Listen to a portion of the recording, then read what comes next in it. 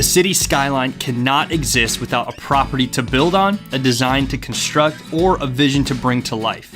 Here in Indy, 30 city blocks of blank canvas space exists on the city's southwest side, ready to welcome a development that will last for generations to come, adding another dimension to Indy's skyline. So how can commercial real estate companies most effectively create success?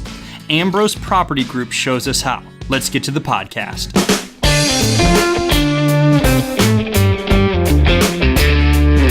Welcome to another episode of the ROI Podcast presented by the Indiana University Kelley School of Business. I'm your host, Matt Martella, alongside Associate Dean Phil Powell. If this is your first time tuning into the ROI Podcast, we are glad to have you. We put out a weekly episode that helps organizations make better business decisions. For those of you who enjoy our show, it would be such an honor to us if you could head to your favorite podcasting app and leave us a review. And finally, if you'd like to get a hold of us, send us an email to ROIPod, that's ROIPOD @IUPUI.edu. So last year, the Indy Star released an article that names Indianapolis the second most resurgent city in the country. The average home price in Indianapolis is just under $310,000. That's a 20% increase since 2012. The city has also seen a 10% increase in the population. And Matt, according to our own Kelley School economist, Professor Kyle Anderson, who does an annual evaluation of the regional economy and produces an annual forecast, Kyle estimates that the growth that you mentioned is generating 25,000 new jobs per year. Why? What's driving this growth? Well, first and foremost, we have a low cost of living. A dollar goes farther in Indianapolis than pretty much any other place in the country. Second, we have a very dynamic startup sector, especially in the high-tech area. Third, Indiana is just a great place to do business, whether it's taxes, whether it's the regulatory environment, infrastructure, all these score really high. So all this is coming together to drive this great growth. And of course, this is happening in this great city, especially in our urban core. And we visually are seeing why Indianapolis is number 2 in terms of being the resurgent urban economy in the United States. So who is front and center of making that happen? Our real estate developers. It is imperative that they have a vision for how this new city comes together. On this episode, we sat down with the president of Ambrose Property Group, Aasif Bade, a Kelley Business School grad and a commercial real estate expert who manages an impressive portfolio that includes the old GM stamping plant on the city's west side. Aasif shares the 3 keys for his real estate success. We literally started the business in the height of the recession and got it rolling during the height of the recession in late 2008, 2009, 2010. And candidly, we're able to capture some great opportunities in the real estate market at literally the bottom, including this building that we're sitting in here today we bought in 2011. I think what differentiates Ambrose and has from the beginning is really a cultural mindset to focus on our customers, our employees, everyone that's involved with our business, and have a one-to-one very people-focused mindset. Every day, every decision we make, we recognize that there's ups and downs in the economy. While we've been successful doing business deals during the downturn, we recognize that could happen all over, will probably happen all over again at some point here in the near future. Matt, Aasif is not your typical real estate developer. First of all, he's one of our younger, more progressive visionaries here in the city. And this brings new fuel and energy to how the city sees itself growing over 1 or 2 generations. Secondly, he's been bold in working with his co-founders at Ambrose Property Group to buy this property southwest of downtown that would be very easy to write off. But like any good leader, he sees a great urban landscape that can really help this city thrive even further as we go into the future decades. And as commercial real estate leaders, or those looking to get into commercial real estate, the first key to success is it's all about the timing. We've probably made these mistakes too, and I hate to boil it down and oversimplify it, but I think the 2 mistakes are probably buying or selling too early or buying or selling too late. But ultimately, real estate is all about timing.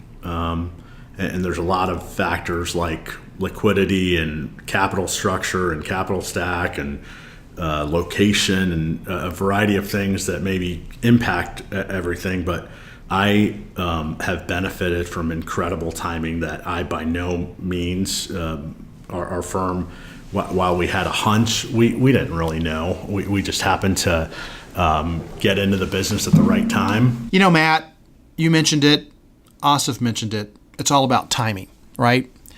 Timing is important, but that has to be combined with vision. And the purchase of that property by Ambrose Property Group was a combination of those two. And what strikes me in Aasif's comment is that he appreciates the historical legacy of the property.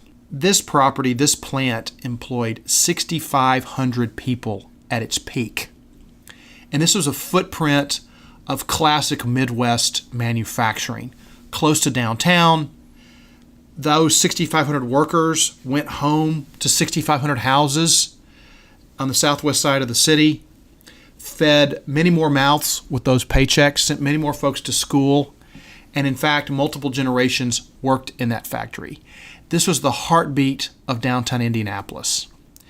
And it's a big piece of land. It's 120 acres just across the river here. It's unused, it's undeveloped. That's 30 future city blocks. And to be able to look at that piece of property and see beyond what you see now, which is an old abandoned manufacturing site. And I'm excited as an Indianapolis resident to see how that comes to fruition.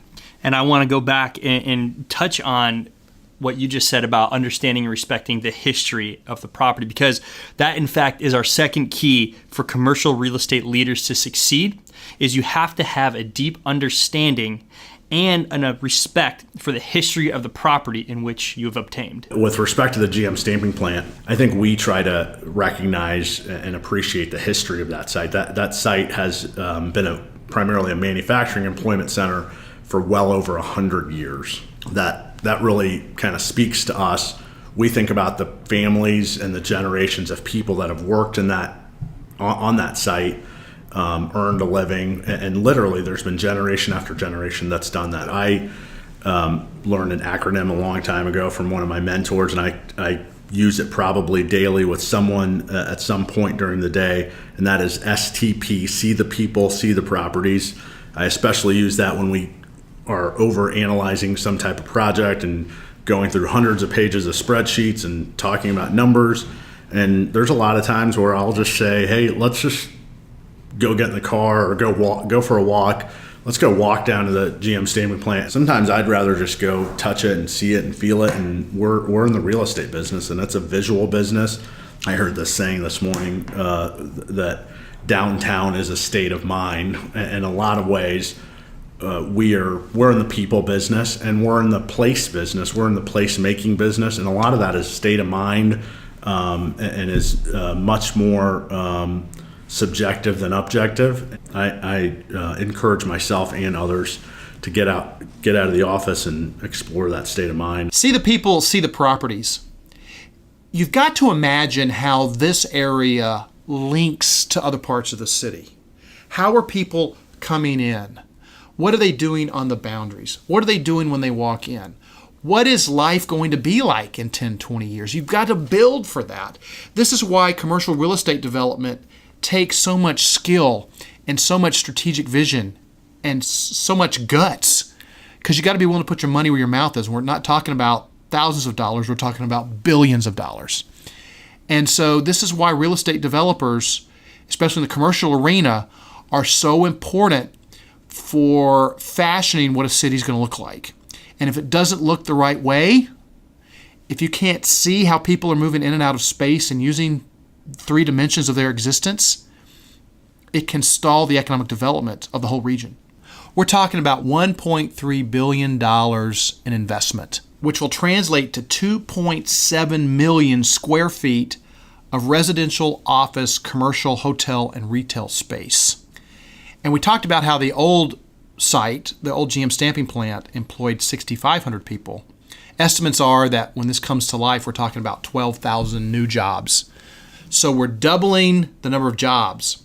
And we look at the sectors that this will serve. These are the industries driving the region. And so this gives us room to grow. It gives us a new landscape in which to paint the picture, the physical picture of Indianapolis. And this will elevate the neighborhoods in the area around the plant, the former plant. You know, as that plant closed down, as people took other jobs in other places and moved away, the neighborhoods around this area have seen some decline. This will help uplift that. So it's not just this 120 acres, it's the whole part of the city.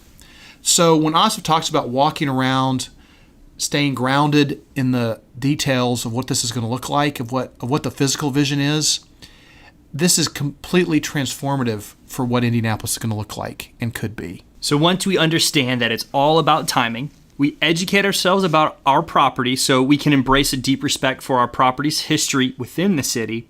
The third key for commercial real estate success is to involve the community throughout the development process. Our goal is to engage with the community, the neighbors, the other organizations, the public at large, and really engage with the community, not only in the immediate area, but also throughout the city of Indianapolis. As you mentioned, we feel a huge weight of responsibility on what will happen there. As you may be able to tell, GM Stamping Plant is an enormous project, and it's a really important project. But a lot of focus is usually placed on the numbers and the dollars and how big it is and how long it's going to last and how many square feet it'll be. And I think the moment that for me crystallizes it and gets me candidly a little sentimental about it is having been born in Indianapolis and raised in Indianapolis and being a Kelley School graduate from IU Bloomington. It's a really big point of pride to me to be able to be the owner and developer of that and shape 25 or 30 city blocks of downtown Indianapolis. Having had conversations with folks who live today within eyesight of that property, who inherited their home from their parents, and they themselves worked at the GM Stamping Plant, their parents worked at the GM Stamping Plant, and their grandparents worked at the GM Stamping Plant. And they wanted us to develop it because they wanted to engage with us, and they gave us recommendations of what they thought should go there, and they've lived there for their entire lives. So that engagement with people, real people who don't own any part of that development, yet they have so much more ownership over it mentally and from a state of mind perspective than I ever will. And having that relationship and that encouragement is what gets me excited and crystallizes, the state of mind as opposed to the physical asset. Matt, it's really easy to look at a project like this through a traditional business lens. The company owns the land, they're going to commercialize it, they're going to build it, they're going to borrow the money to do it, and we're going to have this great space, and onward they march. But even though Ambrose Property Group owns this property, Aasif understands that this is something much bigger than Ambrose Property Group. He understands that his company has taken on something at the heart of the city, and that ownership really goes beyond the company. It's a spiritual ownership. This is where people worked and lived, and it's where new generations will work and live. This is city space. This is where we see each other, where we hear each other, where we talk to each other, where we walk past each other, where we smell each other. And if you don't understand that this is more than just a business deal, you don't get it. And it's those cities that have a larger mindset in how they approach space that have been very successful. And so when Aasif talks about inviting the community into a dialogue, that's real. That's something that has to happen. And at the end of the day, there's going to be people upset. You can't please everybody. There's going to be people upset with how things move along. But if you invite a community dialogue, especially around those who live around it, especially among those families that had fathers and grandfathers and great-grandfathers that worked in that plant, they're going to feel a sense of ownership too. Dialogue develops empathy, and empathy develops a vision that more people feel like they're a part of. And that's just good for a city. That's good for Indianapolis. And so when you hear Aasif talking about that element, that's probably the most important element of the success. Way beyond the money, way beyond the architectural diagrams. It's that fundamental understanding that we're expanding this great city and it will touch hundreds of thousands, if not millions of people over the next few generations.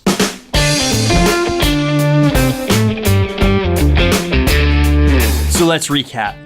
Ambrose Property Group, led by Aasif Bade, not only started a successful commercial real estate enterprise in the midst of a terrible recession, but also acquired a major piece of Indianapolis history through their recent purchase of the old GM stamping plant on the city's southwest side. Through Aasif's real estate journey, he gave us 3 keys for company success that we as leaders can embrace to better our organizations. The first key, it's all about timing. Not only was the timing in his favor when he founded Ambrose Property Group, it was also timing that allowed his company to seal the deal with this old GM plant. It may have taken over 8 years and multiple offers, but the timing in which he made them paid off.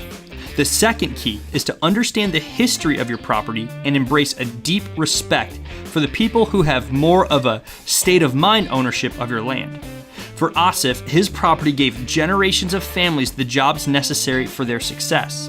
As he works with developers, he constantly reminds himself of that history when he thinks, see the people, see the city, to help better shape the Indianapolis skyline. Finally, the third key is to involve the community inside developmental planning. It's impossible to make everyone happy. However, it's the people who will work on your sites, live on your sites, and even travel for leisure to your sites. Allowing the community to have input on your development gives them a major share in feeling like they own that property, which in turn gives them a sense of pride that will one day etch your company's building inside the minds of families for generations to come.